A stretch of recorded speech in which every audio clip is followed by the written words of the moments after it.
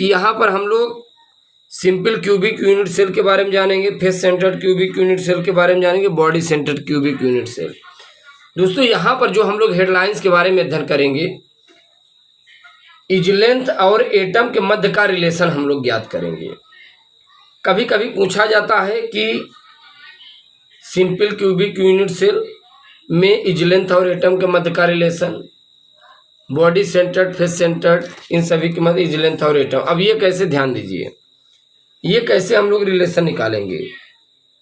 दोस्तों यहाँ पर 3 आप आयत बनाइए।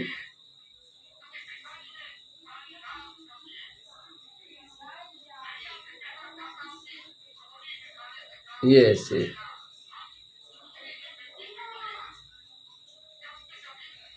आयत बनाइए, आयत सभी कॉर्नर पर एटम अरेंजमेंट कीजिए। राइट,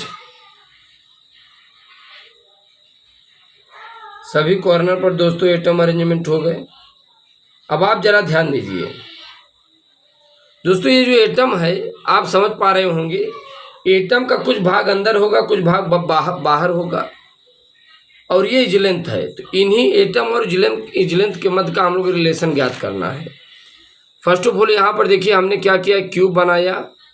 यहाँ से यहाँ तक की जो इजलेंथ की दूरी है वो क्या है, ए है, यानी ए इक्वल टू है बी के और बी इक्वल टू है सी के, यानी अल्फा बराबर है बीटा के और बीटा बराबर है गामा के। और ये जो तीनों एंगल है दोस्तों किसके बराबर है, 90 डिग्री के बराबर है। जाहिर सी बात है, अगर ए बराबर होगा बी के, बी बराबर होगा सी के, तो इसका जो तीनों एंगल होगा अल्फा बराबर बीटा बराबर गामा कितना हो जाएगा, 90 डिग्री। राइट, अब यहाँ पर अगर आपको रेडियस निकालना हो, त्रिज्या निकालना हो, तो आप देख पा रहे हैं, आप देख पा रहे रेडियस कैसे निकालेंगे। 2 एटम्स हैं, मॉलिक्यूल्स हैं, एटम के दोनों केंद्र हैं और इन दोनों केंद्रों के बीच की दूरी क्या है, डी। आर इक्वल टू दोस्तों क्या है, D/2। आर इक्वल टू क्या है, D/2। भाई रेडियस कैसे निकालते कि नहीं, 2 परमाणुओं के बीच की दूरी के आधे भाग को परमाणु त्रिज्या कहते हैं। ये परमाणु त्रिज्या मालूम हो गई। चलिए एक एक करके जरा हम लोग सीखते हैं। फर्स्ट ऑफ ऑल हम लोग जानेंगे simple cubic unit cell. Simple cubic unit cell यानी SCC, simple cubic unit cell SCC। दरअसल फर्स्ट ऑफ ऑल हम लोग SCC simple cubic unit cell edge length और एटम के मध्य का रिलेशन निकालेंगे।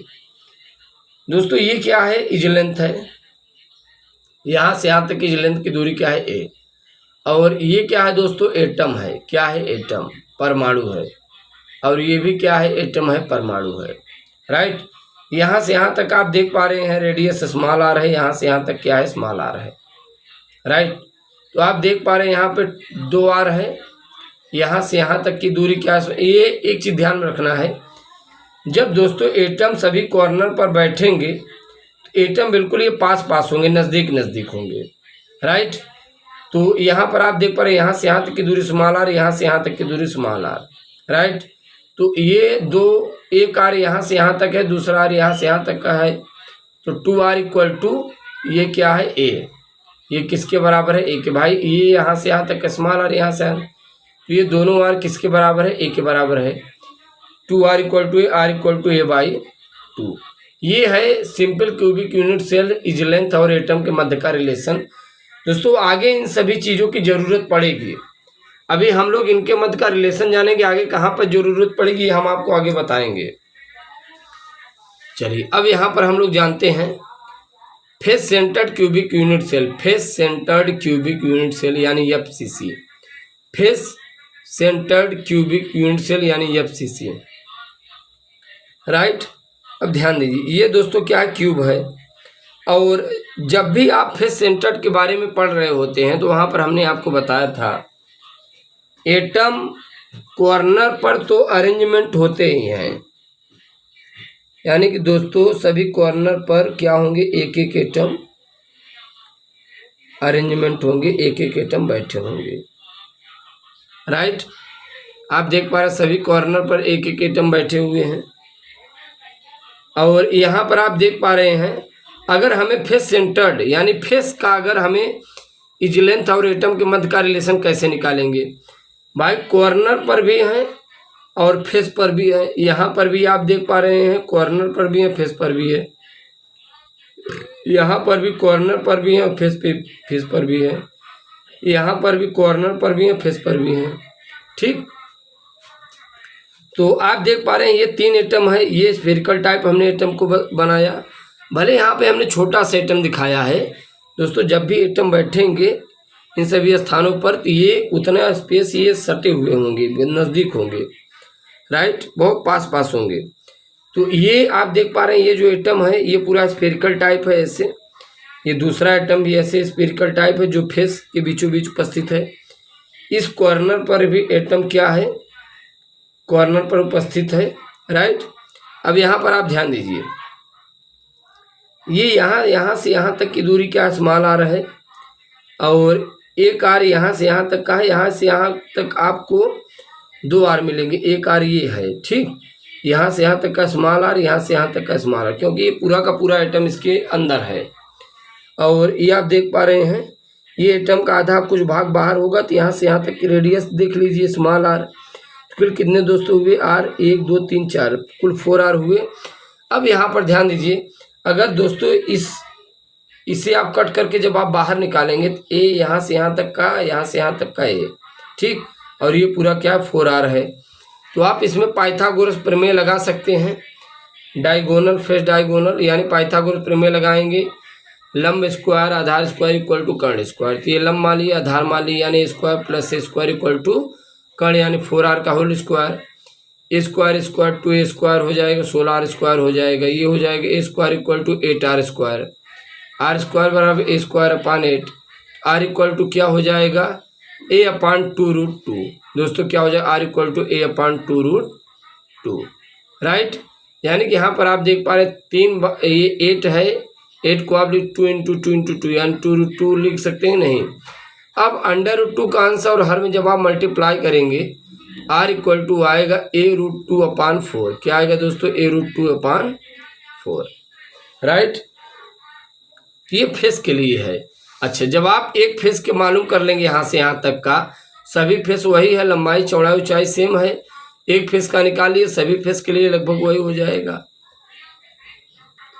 अब हम लोग जानेंगे दोस्तों body centred cubic cell, body centred cubic cell, body centred cubic unit cell यानी बीसीसी के बारे में जानेंगे। अच्छा, बीसीसी बॉडी सेंटर्ड आप जानते हैं, एटम कॉर्नर पर तो होंगे ही और एक एटम बॉडी के अंदर। तो जरा आप ध्यान दीजिए, सभी कॉर्नर पर एटम है और एक एटम हमने बॉडी के अंदर रख दिया। चाहे आप यहाँ से यहाँ तक की पूरी दूरी लीजिए, चाहे यहाँ से यहाँ तक की दूरी, क्योंकि हमें एज लेंथ और एटम के मध्य का रिलेशन निकालना है, राइट। एक एटम यहाँ है तो ये स्फेरिकल टाइप होगा, एक एटम यहाँ मिडिल मध्य में है, बॉडी के अंदर है, तो ये भी इस प्रकार से होगा, स्फेरिकल टाइप होगा, राइट। और एक एटम दोस्तों यहाँ पर है, ये भी स्फेरिकल टाइप होगा।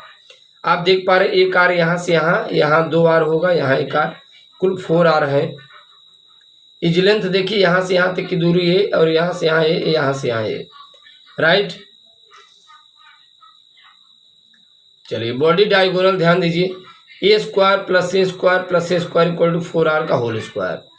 यानी कि देखिए ए स्क्वायर आप वही पाइथागोरस प्रमेय लगाइए, बॉडी डायगोनल, यहाँ से यहाँ तक का ये है, यहाँ से यहाँ तक का ये है, यहाँ से यहाँ तक का ये है। तो जब ये फार्मूला आप लगाएंगे डायगोनल पाइथागोरस थ्योरम, ए स्क्वायर यानी यहाँ से यहाँ ए स्क्वायर, फिर ये ए स्क्वायर प्लस ये ए स्क्वायर, राइट।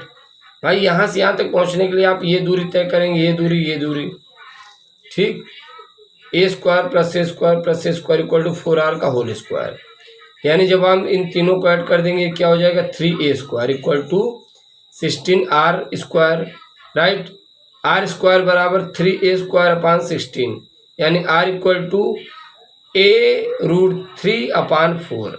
भाई जब ये आर वर्ग यहाँ से हटाएंगे, स्क्वायर हटाएंगे तो यहाँ पे करनी लगेगी, वर्गमूल ले लेंगे, ये सीधा पलट के जाएगा, 1/2 हो जाएगा, तो इसका स्क्वायर कट जाएगा दोस्तों, ये क्या हो जाएगा, ए हो जाएगा, करनी हो जाएगा a√3 अपान 16, ये क्या हो जाएगा 4, right. R equal to a√3 upon 4 हो जाएगा।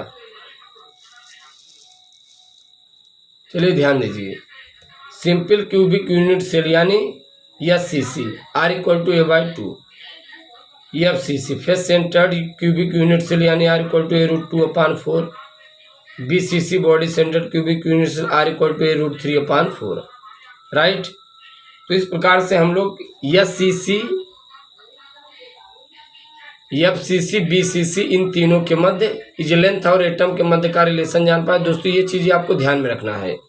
इसके बाद हम लोग अगले वीडियो लेक्चर मुलाकात करेंगे। यदि आप चैनल पर नए हैं, चैनल को सब्सक्राइब कीजिए। Thanks for watching, thanks for, धन्यवाद।